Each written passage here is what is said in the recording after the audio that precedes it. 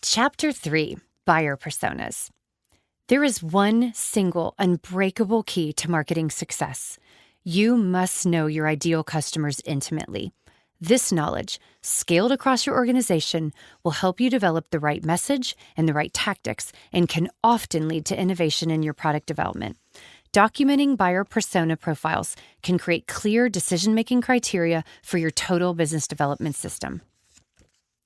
If you get nothing else from this book, if you read just one chapter, let it be this one. This is the make or break of it all. Your brand, your message, where and how you advertise, how people find out about you, how you get them to pick you, how you get a meeting, how you close a deal, whether or not you can get and keep customers for the long haul. All of it. This is the whole enchilada. It's so foundational that at some point in time, even the most disciplined among us will take this for granted because the curse of knowledge takes us further away from the buyer's point of view. We forget what questions we used to have before we developed expertise. We overcomplicate our explanations. Even more dangerously, we begin to solve the wrong problem. We ask, how can I increase my visibility? How can I get my message out? How can I stand out from the competition? And how can I increase sales? But these questions lead us to solve the wrong problem. We cannot be customer-centric in our actions and our operations if we are self-centered in our problem-solving. As individuals, we all naturally consider our own challenges, goals, and emotions before we extend our concern to others. This might happen in an instant, or it might cloud our judgment for an extended period, but all of us are anchored to our own thoughts and points of view. We are in our own heads. It's a universal human tendency to be centered around our own concerns. But this tendency is the Achilles heel of many failed efforts. Your business, your success, your potential is not about you. Your revenue and profit come from your ability to deliver a positive transformation in the lives of other people. It's not about you, period.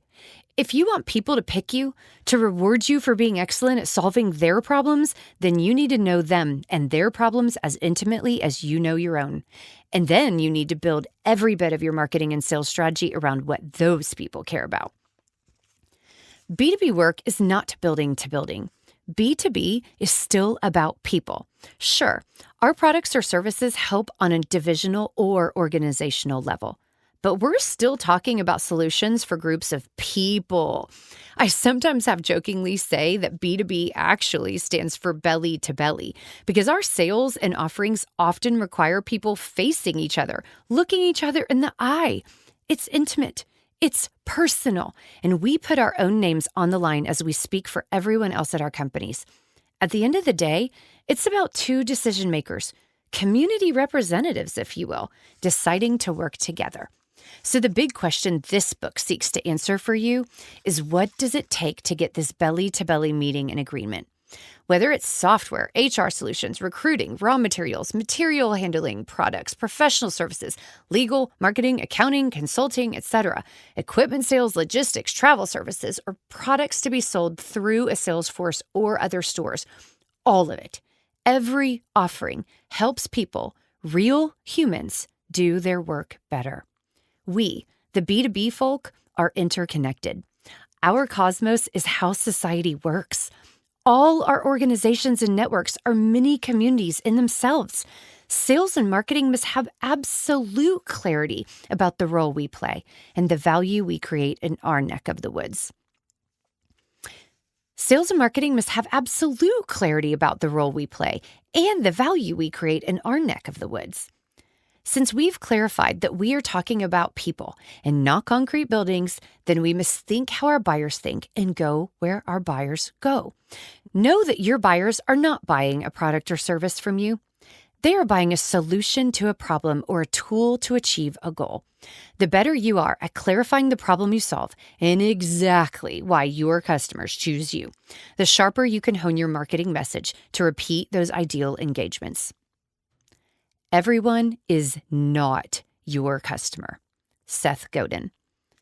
The worst thing you can do is to try to serve everyone. This never works. It only waters down your message and slows down your sales cycle.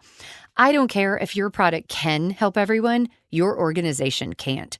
You have a culture, an approach to customer service, efficiencies, and even flaws that will not be suited to an entire market. The Pareto principle, developed by economist Vilfredo Pareto, asserts that 80% of our outputs, or consequences, come from 20% of the inputs, or causes. This 80-20 rule suggests an unequal relationship between inputs and outputs. Only certain inputs, the vital few, will create maximum results. I have found that this principle frequently applies to the levels of business development. If you check your own numbers, you might find that 80% of your sales will come from 20% of your customers. Or 80% of your sales will come from 20% of your sales team. Or 80% of your profits will come from 20% of your contracts. This is key to prioritizing the right things. When looking at your market, focus on who the 20% are, specialize in them, and serve them to a masterful level. This is how you build scalable, repeatable, and predictable success and growth. It does not take all the buyers to be successful. It takes the right ones. Often, what you actually need in order to hit your growth goals is much smaller than what you'd think. If I'm hungry, I'd rather fish in a barrel than fish in the open sea any day. This is the key to continually finding ways to cut waste from your marketing spend and your sales process. If you aim at nothing, you'll hit it every time. Zig Ziglar. Messaging on a personal level. The average B2B sale has 8 decision makers or influencers. Executives today are more likely to desire consensus over unilateral decision-making. Despite the fact that these decision-makers work for the same company and are reviewing the same purchase, their personal agendas can be wildly different. For example, let's imagine that a division manager, a purchasing agent, and a CEO are the key decision-makers. The division manager cares about the service level of the selling company, the overall impact on his team's work, and how hard the transition will be once the new solution is in place. He probably worries about how this will affect his reputation and maybe even his job security. The purchasing agent is incentivized and accountable for monitoring margins and keeping costs low. The CEO knows about the acquisition strategy that hasn't yet begun and is secretly evaluating whether the solution will be scalable and appropriate for the acquired companies in the future. Additionally, these 3 individuals prefer very different types of information and styles of communication to help them make a decision. A cookie-cutter value proposition simply won't work for the decision manager, the purchasing agent, and the CEO in this one sales opportunity, let alone on a broader scale. As a marketing agency, we never skip the discussion about who the ideal buyers are. To create resonant messaging, to build a highly effective marketing plan, and to stand out in a sea of sameness, we must place the humanity of our buyers at the center of our business development approach. Being good to others is the cornerstone in marketing as in life. And if that's too fluffy for you, I'll give you another reason. You simply do not have the money, time, and attention to reach everyone. So, how do you clarify, find, and specialize in the right segments of your target market? You identify the personas of the people who make or break your success. You must know your audience to predict how they will respond to what you have to offer. In marketing jargon, this is called documenting your buyer personas. How can documenting your buyer personas help you? It can dramatically increase leads by using insights that you know will trigger interest and action. It helps you find and retain more of the right type of customers. It guides you on how to speak your customers' language and encourage engagement.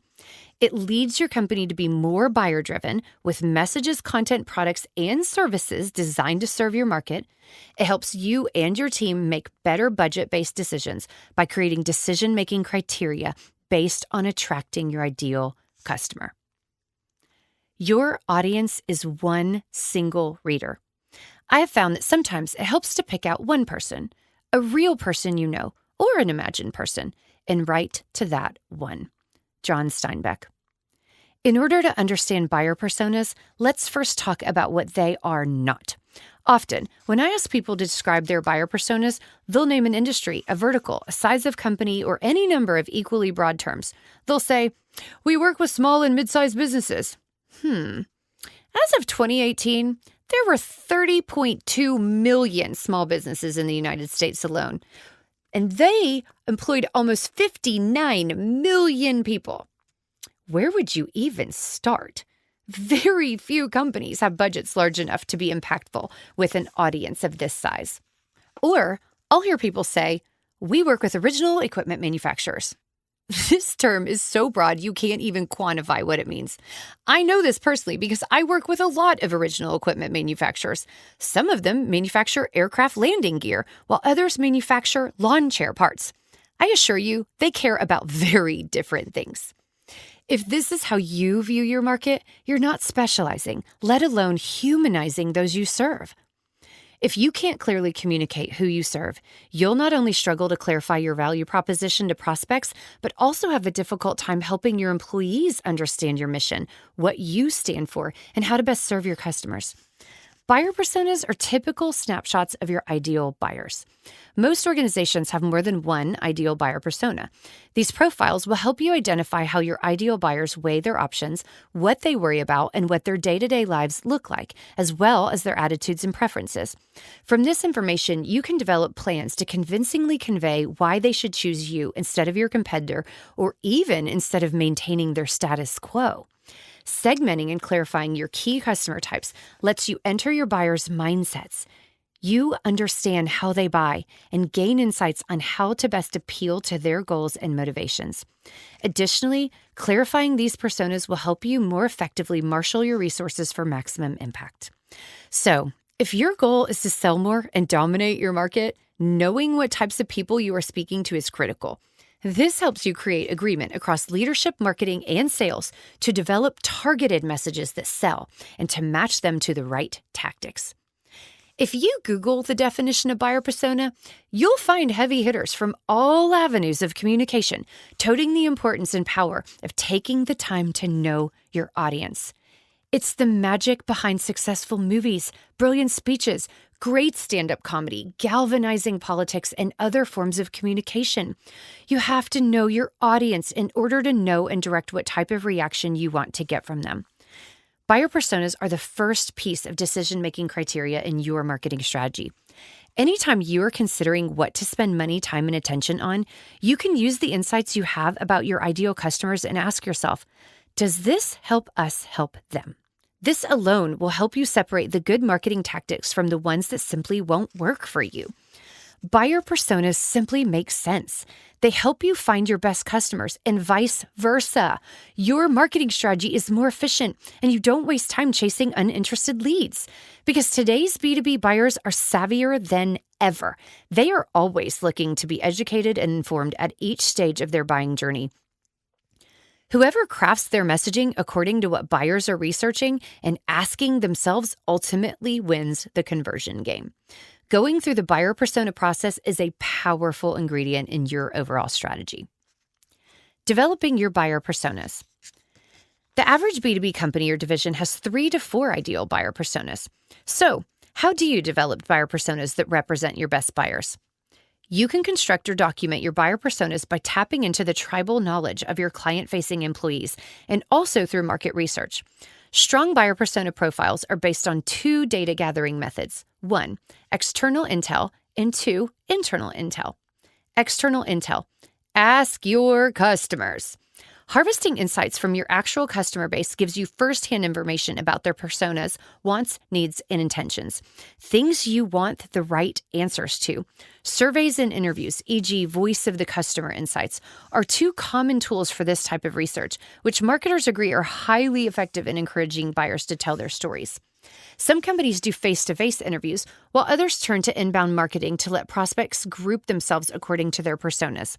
Have you ever come across an online form asking you, how would you best describe yourself? This is one reliable tactic to get persona data. Internal intel. Many B2B companies don't have the resources or the appetite to conduct comprehensive research, surveys, and interviews. So a good alternative is to gather data through the experience and knowledge of your top salespeople and client-facing employees. They are regularly in contact with your customers, so developing personas based on their qualitative assessments will greatly help you market your products and services accordingly. In order for you to get a 360-degree view, these discussions should include experts from sales, operations, customer service, and marketing. It's remarkable what happens when the insights from one division are uncovered and found to correlate with the insights from another. Clear, unique areas where you can bring additional value to your buyers begin to show themselves.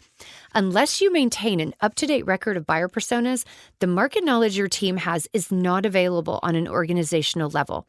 Harvesting your best people's insights and experience into your marketing strategy via buyer personas gives you the intel on what you should be communicating across your entire organization. Just remember that you must intentionally distribute this information across all levels of your organization to develop a customer-centric organization. Because buyer personas are the types of buyers you want to work with, you must be sure to complete both demographic and psychographic insights. Demographics tell you who your buyers are, while psychographic information tells you why and how they buy. The latter can include buying habits, likes and dislikes, and values. Both data sets give you a clear picture of your buyer personas, making them more relatable to the people on your team. I recommend that your buyer persona profiles include details on who the individuals of the identified group really are, their work identity, their agenda, and why they'll love you. Who they are. Demographics: age, gender, income level, where they live. Example: urban, suburban, rural. Day-to-day lifestyle: married, kids, typical work hours, personal responsibilities, favorite hobbies, escapes. What situations make them nervous, and what personal fears keep them up at night? Personality and communication style. Their work identity: job details, position, role, responsibilities, background, education, and typical career path. Pain points: business issues, risks, or concerns. Goals: what they want to achieve, what they want to experience, etc. Attitudes: buying preferences, motivations. Main sources of information: where they do most of their research and reading. What makes them nervous and what keeps them up at night. How they like to receive information: data, stories, videos, graphics, etc. Their agenda: their level of security in their role. What are they accountable for? The metrics they use. Where are they in their career journey? What they may be protecting. What could get them fired? Who has ability to say yes? Who are their trusted advisors? Their biggest fear or frustration at work. Why they'll love you. How you can help them get what they want. How your company and offering uniquely align with what they care about. The business problem you can solve for them. What they are unable to achieve because of this problem. The wider impact of this problem on their team or organization. The emotional problem you can solve. What are you competing with besides your direct competitors? Inertia, fear of change, other business options? Sample documented buyer persona. Demographic information: executive vice president, male, late 40s or early 50s, charismatic, likable, incredibly busy, work-life balance may be a problem, travels a lot. Psychographic information: needs to hit aggressive goals, must influence CEO to get support on initiatives, wants success at work but also a healthy lifestyle, tends to read or research a lot before buying a product, has a tendency to pay more money for quality. Using buyer personas. As I mentioned before, your buyer personas are decision-making criteria, not a fluffy feel-good exercise. Your buyer persona documentation should help you decide what to say, how to say it, and where to distribute that message. In short, it should help you go where your buyers go, physically, mentally, and emotionally. What does this mean, to go where your buyers go? It means you must think like them as human beings and show up in the places where they live, work, and think. For example, lifestyles matter because if one of your key decisions is a working mom, you don't invite her to an evening cocktail event. She won't be able to make it because she'll likely be picking up her kids from their caregiver. Many busy executives often spend a few hours working early on Saturday mornings. If your decision makers do this, then publishing or emailing content late on Friday or early Saturday morning might be ideal because they're in work mode but conducting business at a more leisurely pace. Consider, too, where your people get their advice when they are struggling with a decision. Do they use Google? Go to their trade association, ask peers, pull up YouTube, listen to a podcast, or consult their CPAs? You can develop amazingly creative and enjoyable campaigns if you know where to focus your attention. A consultant who I worked with realized that his buyer personas sought insight from church friends and their CPAs. So he developed a Christian business program for churches to host, and he focuses on how he can help CPAs be successful. Because these people know him, trust him, and actively seek out his counsel, they know they can refer him in integrity. When I say go where your buyers go, I'm referring to walking in their shoes. You must learn to think and feel what they think and feel. As you begin to cobble together the right tactics and form them into a cohesive marketing plan, you can rely on your buyer insights to dictate even the granular details. This requires hitting the pause button on your goals and your needs to dive into theirs. Your buyers don't care about your revenue growth, your sales goals, or your visibility. They care about doing their jobs, staying employed, achieving their goals, and trying to live lives that are more joyful than chaotic. Answer the W's through your buyer's eyes. Who do they listen to, care about, and trust? What do they want? What questions do they need answered? Where do they go for information? When do they need different types of information? Why do they? i.e., what triggers them to take action? What is their problem preventing them from doing? This last question comes from some of the best sales trainers on the planet, and it's equally important to your marketing.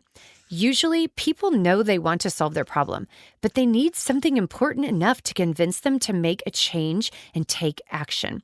For instance, if you sell something that helps leaders optimize their teams, the cost of inaction might be that they can't take the vacations they want to, or because of all the people problems, they can't find the spaces in their calendars to launch new offerings. If you sell something that reduces risk, you might be helping them to stop procrastinating on key decisions. If you sell something that helps people to be more successful, then you might actually be helping them to get more speaking events, travel more, save for vacation homes, sell their business, or buy red bottom shoes. What's the full story of the people you are trying to serve? If you don't know where they are and what they value, you cannot bring them value. B2B buyers continue to desire more value and have higher expectations of sellers. And according to surveys, they are increasingly disappointed. Less than a quarter, only 23% of buyers select vendor salespeople as a top 3 resource to solve business problems. If you're ready to stop wondering whether your marketing will work or whether you're wasting money, documenting your buyer personas will answer those questions. Only go to the places, only spend on the tactics, and only talk about the topics that your buyers care about.